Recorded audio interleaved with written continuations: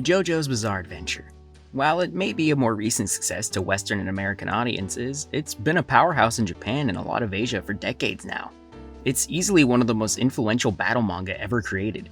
The only battle manga that is arguably more influential is, obviously, Dragon Ball. You could see its influence practically everywhere within the pages of many battle manga. Hunter x Hunter, One Piece, Shaman King, Jujutsu Kaisen, it's all over the place. Its presence in Japanese culture and manga is undeniable. I mean, hell, I think we all know at this point that Araki is one of the few manga artists to have their art exhibited in the Louvre. Araki, and by extension JoJo, is a cultural phenomenon. It's not just because of its memeability, but because Araki's approach to artistry, his philosophy on making art, allows himself tons of room to explore really what he's interested in. Even if something isn't always to your liking, it'll always be undeniably his work. Of course, we all know the most popular element of JoJo. One of the reasons why it's been so beloved and been able to continue to be so innovative. The battles, specifically, the stand battles. These stand battles focus instead on characters' unique power sets and creativity to win battles instead of pure bouts of strength. Which there's nothing wrong with pure battles and showcases of strength, but the added layers of wit needed in a stand battle make each encounter stand out greatly and will find themselves imprinting onto the viewer's mind more frequently. It invites the reader into the battle, to solve the puzzle along with the characters. Sure, there are still elements of strength, and occasionally there's a solution that doesn't make any sense, but usually we as the reader feel satisfied with the clever solutions that we find to win battles. However, I don't think JoJo works because of the battles. Now, hold on, before you start setting things ablaze in the comments below, hear me out. JoJo's is a series that I think works based on three core elements of its storytelling, of which each battle, arc, or part is using to different degrees and ways. These three elements being creativity, horror, and mystery. These three core things is why JoJo is such an easy series to read and why its nature is so addicting.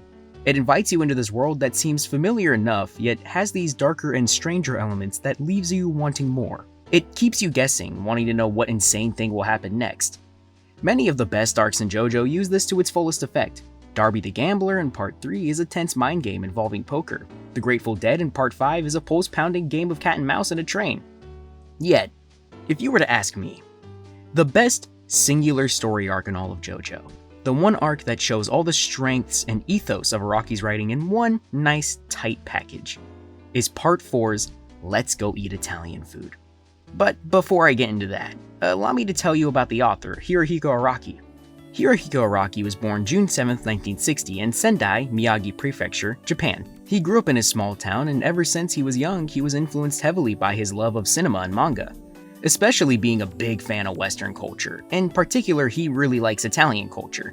He cites many things about Italy and things of Italian culture are major aspects to his art, such as films by Sergio Leone, Italian fashion, classic Italian arts such as sculpture, and so on.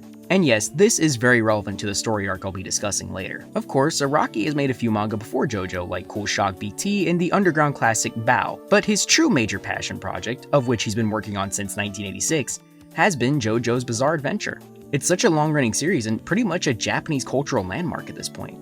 Araki has this great skill of knowing when to change up his story completely and when to move on to another story.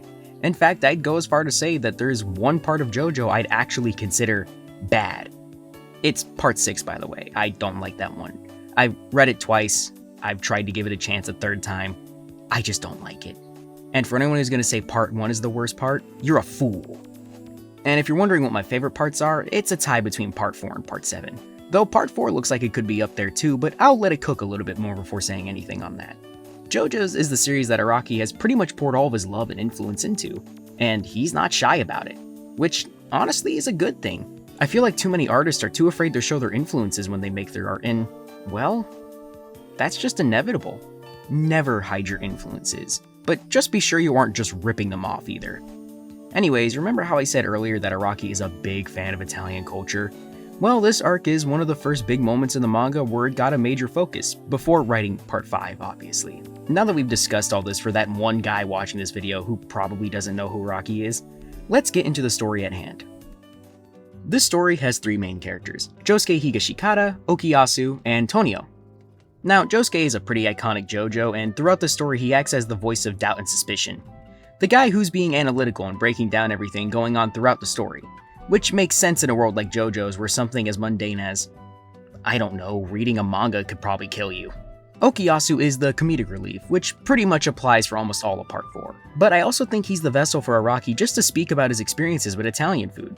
After all, as I've said many times, he's a big fan of Italy in general. So I feel like he needed a character who'd reasonably have a big reaction to trying out Italian food. Tonio acts as the antagonist of this part, obviously since he is the character introduced in the story. And if you've read enough battle manga, you can assume that there's at least a 60% chance that a new introduced character will be an antagonist at first. Though I like how Araki does show Tonio's clear pride in his Italian culture and also his love of cooking. It makes Tonio more complex than just evil guy who happens to be a chef. There's layers to it and makes the twist far more believable and cathartic once we get there. The plot is a general mix of comedy and mystery, mainly focusing on the absurdity of characters' reactions to whatever food they're presented with, while also having this building dread in the background. That and there's quite a bit of body horror throughout the story arc, though in my opinion it's pretty tame for JoJo standards. But the imagery of Okuyasu's eyes deflating as he cries is a uniquely disturbing image, though that may just be because I don't like people touching or interacting with my own eyes. Throughout the story, we get the classic Araki formula to slowly build up suspense around a character. He effortlessly makes you sort of afraid of Tonio, or at least pretty cautious of him. I think Araki is one of those few writers that can draw genuine dread from something as mundane as visiting an Italian restaurant. He ramps up the tension with the body horror getting more and more absurd, and yet, it all seems like Okuyasu is better after each event. But we're left to sit in a void of knowledge around this, essentially not being given enough info to figure out what's truly happening. And just to mention here, yes, we get another example of one of my least favorite Araki quirks in this arc. You probably already know it. He injures a dog. Look, I'm not gonna pearl clutch over killing a dog in a story, but he does it so often as a cheap way to drive tension, and man, sometimes you just get tired of seeing it. This and Araki's tendency to put women into situations involving sexual assault are my two least favorite commonalities in his writing, and it appears far too often, and it really isn't done with enough grace most of the time either. Luckily, we make it to the twist of this story arc, which is set up pretty well. Tonio is in fact not a bad person. And while his stand does some horrific things, it only benefits people who eat his food. Okuyasu, and by extension the dog that ate it, are far more healthy after eating it, thus turning the whole story into a comedic farce without making the audience feel like this was all just a pointless story. Which shows Araki's major strength as an author. A lesser writer would have hit the gas so hard on the tension that when it turns comedic, we would have been angry. Yet he knows which ingredients to place where so that it all culminates in a cathartic finish.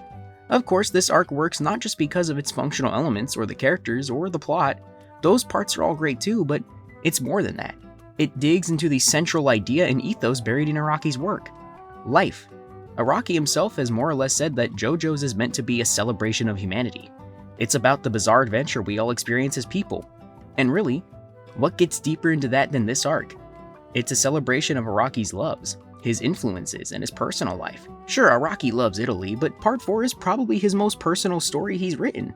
Morio is heavily based on Araki's hometown and his childhood experiences. In a sense, Let's Go Eat Italian Food is a small celebration of experience, of life, and of humanity. It's about that small little bizarre adventure that we all go through in life. The small things that may seem scary at first, but when you get past them and you see the things that they are, you feel good. You feel better about it in the long run. And that's what makes Let's Go Eat Italian Food the greatest story arc in all of JoJo. And yeah, that's all I gotta say about that. This is a much smaller video, and yeah, it's a little bit shorter than my usual videos because we're covering a much smaller piece of fiction than I usually cover. I don't know, maybe you guys would like the smaller format, maybe you don't.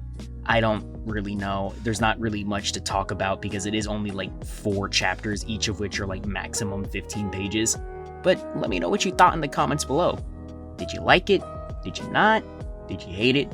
Well, let me know. And with all that being said, I'll see you next time.